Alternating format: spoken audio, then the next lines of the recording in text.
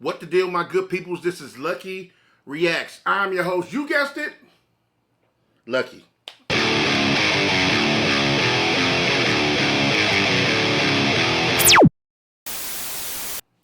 Thank you for hanging out with your boy today. Today we have a group that I've reacted to before. But with a lot of this music, it's so many songs. I still haven't gotten to check out a lot of their albums. Right? I listened to a couple of albums, but here and there, so I'm still like going through songs and still catching the greatness of a lot of these groups. And it's cool because I got all day and the rest of my life to do that. So I'm having an amazing time finding stuff that I may be late for, but it's doing my soul oh so right. I must admit. We're doing Tool today. We're doing Tool. And this song is called Schism. I don't know what to expect. And actually, there was other song that we requested from Tool from a while ago, and whole albums.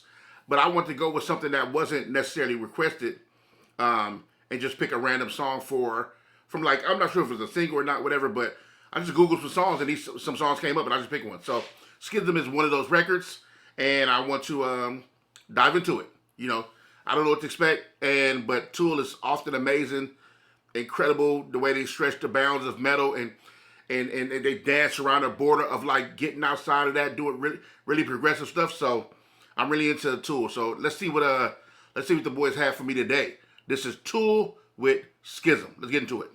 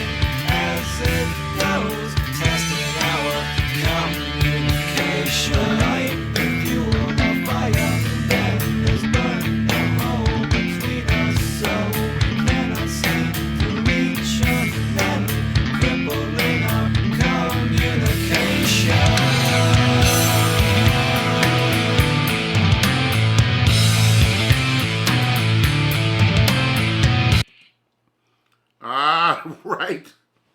We had to stop. Only because I'm always amazed by of not knowing where Tool is going.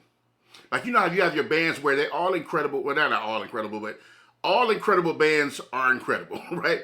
And they certain bands have the way they do things. Tool is one of those bands where you never truly know where they're going. So when you're introducing yourself to these songs, nothing's like the other. And they're all going different ways. And it isn't just like trying to count. Because I know we dealt with that conversation before. And obviously, someone who listens to music or has their ears maybe adjusted in such a way that they count first, you can get here and get a little lost in the sauce trying to keep up with what's going on, right? It happened to me. It happened to, I'm sure, tons of people. But the beauty in it is that it teaches you to relax your ear, listen for everything, and turn down the count. I'm not saying there isn't a count to it. I'm saying that outside of musicians, a lot of times we don't even know how to even count or what that count is. So rhythmically, your body moves in a certain way and it gets caught up in the rhythm, right? So, but with Tool, this is amazing how you never truly know how the song's going to go. They're introducing instruments in a way where it's layered before we get into some lyrics, which is also Maynard's also an instrument, and then other instruments start introducing themselves. Other methods of musicianship or musicality start introducing itself as the song gets to going along, right? It's pretty dope because it helps you kind of like digest it all in like pieces, if that makes sense. It does in my mind, but I'm a little off sometimes. But I think Tool for me is beautifully off, and I mean that in the most excellent of ways. That's why I think I love it so much. Let's get back into it.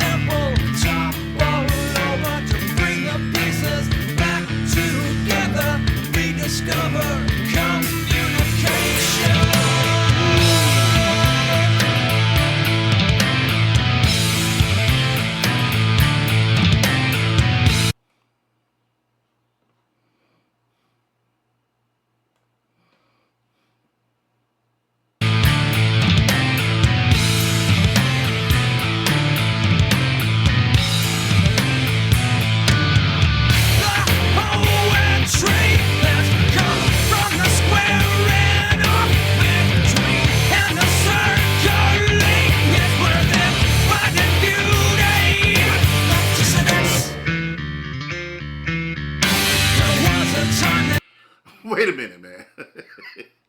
We have to stop here. Hold up. Hold up. Yo, just the back and forth. Like, I think it's such freedom in doing maybe unexpected change ups or whatever you feel. It's kind of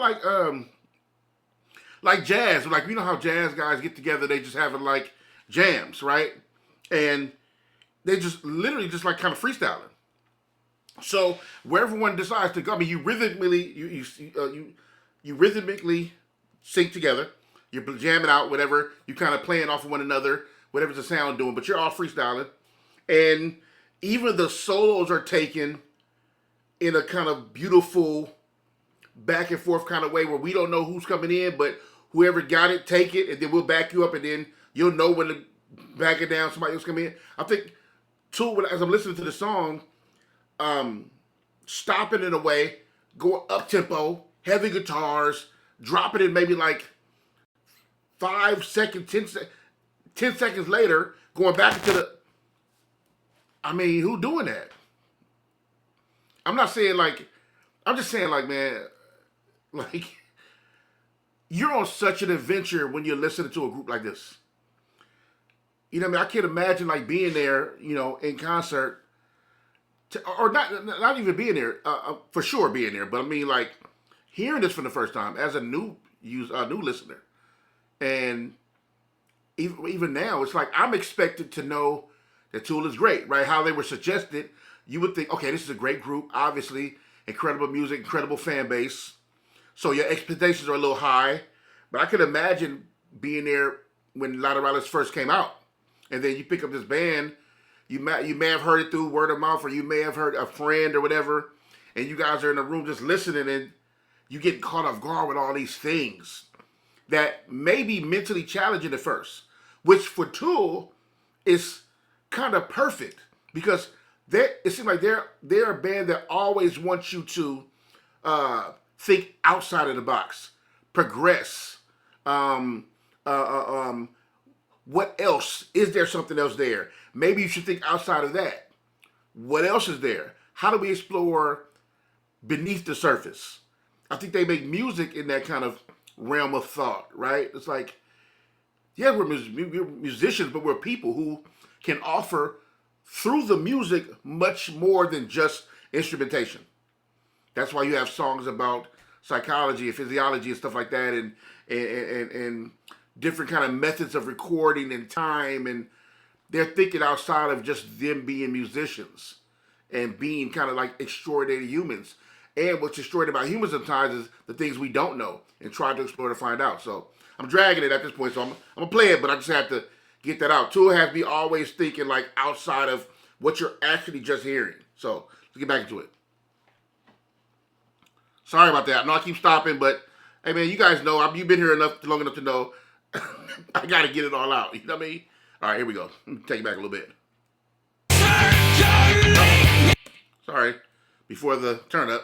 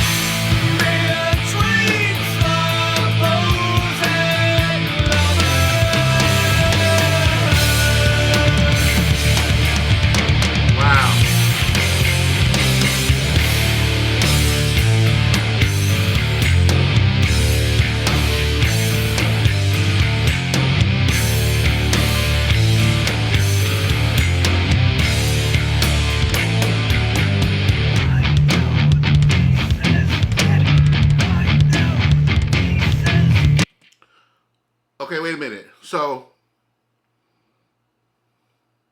it's ill. So I know the pieces fit, and what do you say?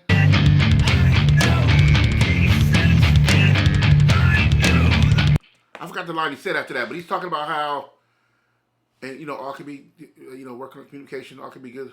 It sounds like damn,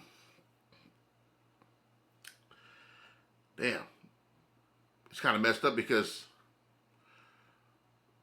and I could be wrong about this, but I relate to this in my own personal life. Now, I won't delve too much into this part of my personal life only because you're dealing with another person, and I can't speak for the other person, especially publicly, about her views. So, me and my wife, well, this reminds me of how, communication. Like, it's tough when you're me and my wife. I've been married for 5 years, going on 6, and we've been together for 15 years. And your relationship grows, and as you get older, and and you've been with somebody longer, every day they're growing and changing. So, if you're married, one thing you understand is your wife or your husband is not going to be the person you married forever, right? So the idea you have of them, once you say I do, that person you're saying I do to is not going to be the same person 10 years from now, 20 years from now, 30 years from then, right? I'm not saying it's a bad thing. I'm saying that in life, people grow and change. The more you experience, the more you lend yourself to. It could be spiritual systems, religious facts. It could be friends, jobs, a bunch of stuff that can change the way you view life, yourself, and everything. So what's interesting is, I'm not to veer off too much, but I'm giving you a point to how I relate to what I think Maynard's saying in the song. Is that though all things seem like they may be all good, right? Like, you guys have things in common, and they're funny, and you guys are attracted to each other, and you guys are, have the best dates, and you guys laugh at the same thing, you guys like the same movies. All that's cool. But if you can't get a clear, concise way to communicate with each other, that one thing that may seem small can be a trickle-down effect in your relationship. And what happens is things become divisive. Things start to separate. And you start to see that person in a different kind of way due to maybe frustration, maybe confusion, lack of understanding, not being compassionate, not showing grace. So I use myself as an example because I'm not the greatest communicator when it comes to relationships, maybe. I'm learning this about myself, right? I'm in therapy and a bunch of different stuff. So when it comes to me and my wife, we were, having communication things, right? And so it's tough because you could be sitting back like, man, like, you guys are in love, you guys like the same things, you guys are super cool, great friends, your family love one another. So where are we having our issues? And then communication, being combative or not understanding each other and having these walls pop up, it starts to seep into everything else. And all these good things get smothered with like issues of lack of understanding, not understanding how this goes. And you don't feel me, you don't understand me, I'm not being heard, I'm not being seen. And a divisiveness happens, a split happens. I'm not saying me and my wife are, I'm just saying that you find yourself on the opposite side of like your quote unquote better half. I'm only telling you guys this. First of all, I'm always being transparent. I'm not giving to the details of everything because I can't speak for my wife to a public. I'm just not doing that. But also because it's the beauty of music and how I relate to it, right? Because here's the thing, I'm not even sure if Maynard said that about the song, right? But from certain kind of lines here and there, I'm like, oh, this is a communication thing, and people are maybe how important communication is in relationships. It don't have to be me and my wife. It could be you and your brother. It could be your father to son. It could be mother to daughter, aunt to niece, right? And I know I'm going on and on, but I'm always interested in this because that's, even if I'm wrong, I'm right. That's what I'm saying here, right? Because it's art. We talked about that, right? Once you put art out, you lend yourself to the world, then it becomes whatever it becomes to anybody. And how I view this is, wow, that's interesting and so important. And it reminds you how important communication is. I know people hear it on TV and therapy shows and real reality TV and social media. Somebody's talking about how communication is important, but it is.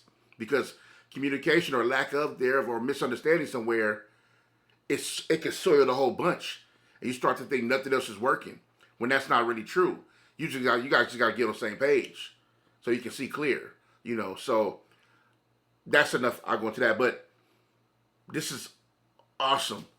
The fact that it took me there, and that's what I think the song is saying, and it's true, and it's deep, and it's funny when a song changes up. You can technically say that the song is going through different emotions as you're like fighting or separating or arguing or being combative or confusion or misunderstanding where you're misfiring.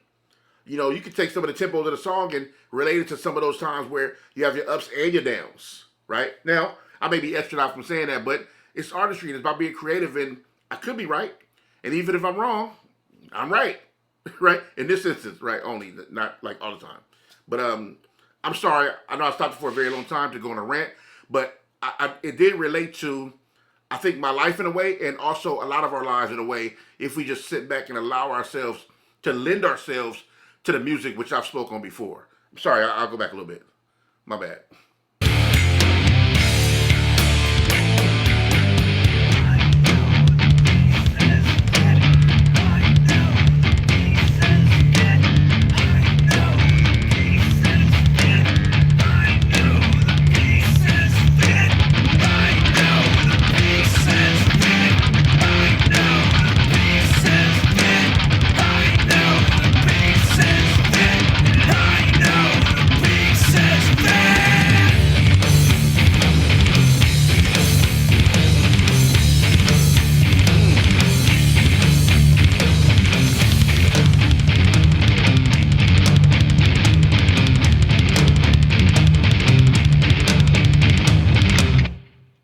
Wow.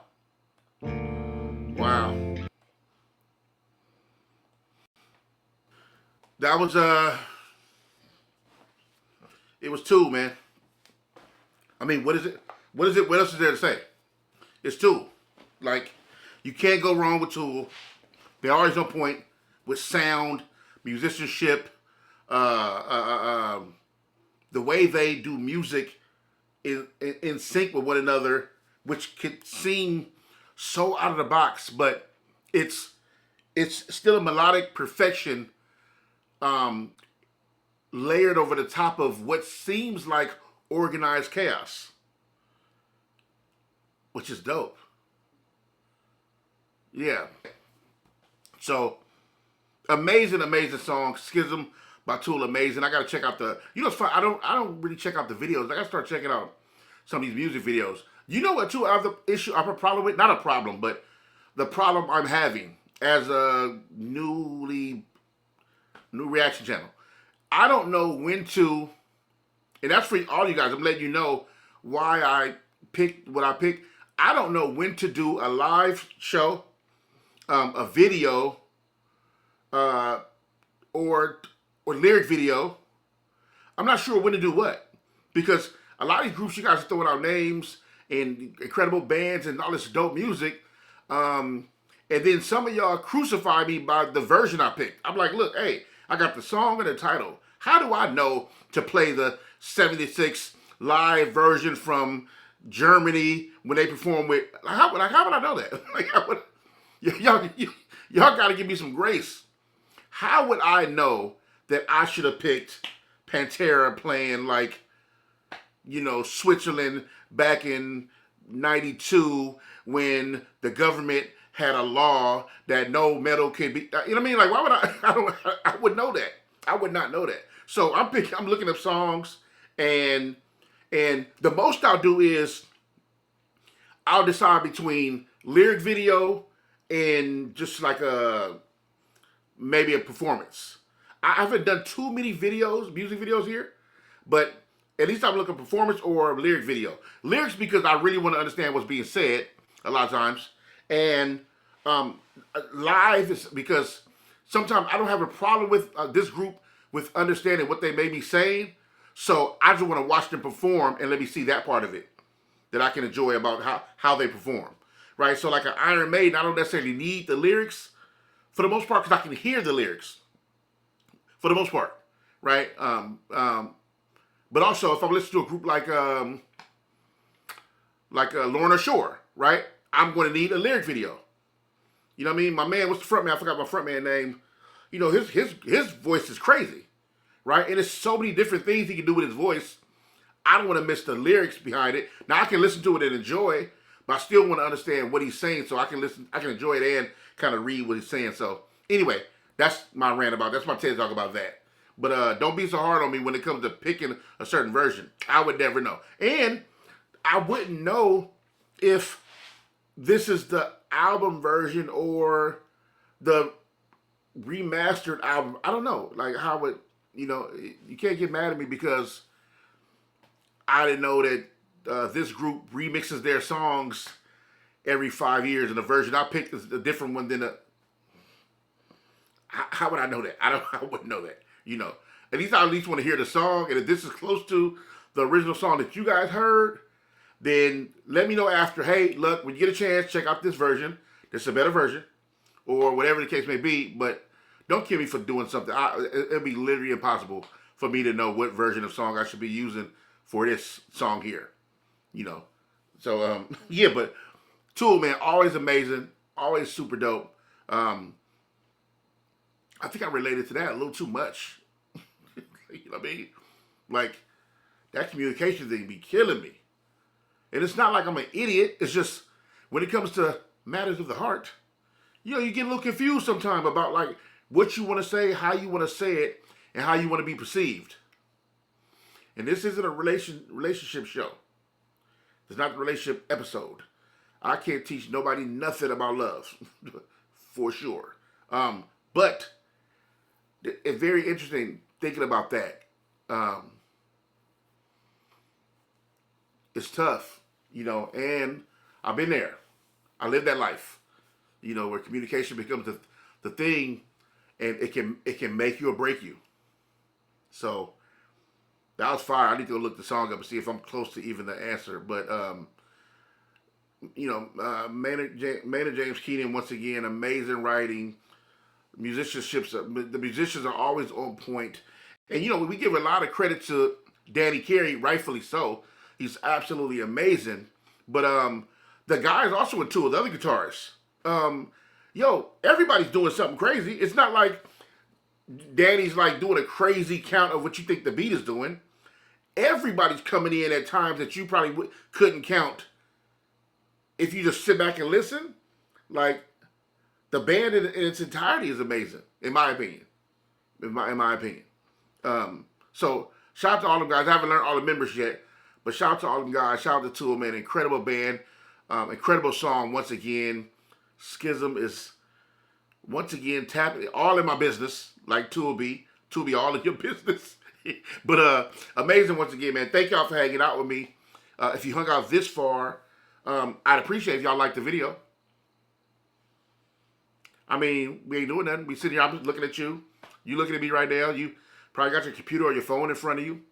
I'm sitting here just talking to you. And I'm asking politely, could you hit that like button down there? That little thumbs up down there, you see it? Subscribe if you haven't. Why not? I mean, if you haven't seen these videos, what would be wrong with seeing 2 of them? Right? What would be wrong if you've seen 3 of these videos? Like, what would be the horror in that? Right? I think it's a positive. Right? But what you can do really is, just since you are sitting there like, man, you know what? I like the video. I did subscribe already. I will catch more of your videos. Look, you're an amazing person. I did what you said already. So don't bother me, Lucky. That's what you could be saying. I don't think you are, but you could be saying that. Then I ask you this. Did you hype the video yet?